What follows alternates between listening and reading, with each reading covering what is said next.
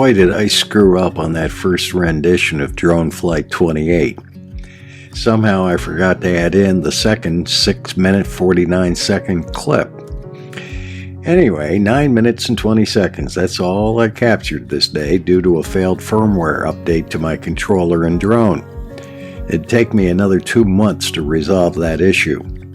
But out of the 9 minutes and 20 seconds, only 3 minutes and 26 seconds was actually usable, and that included an 11-second titling screen.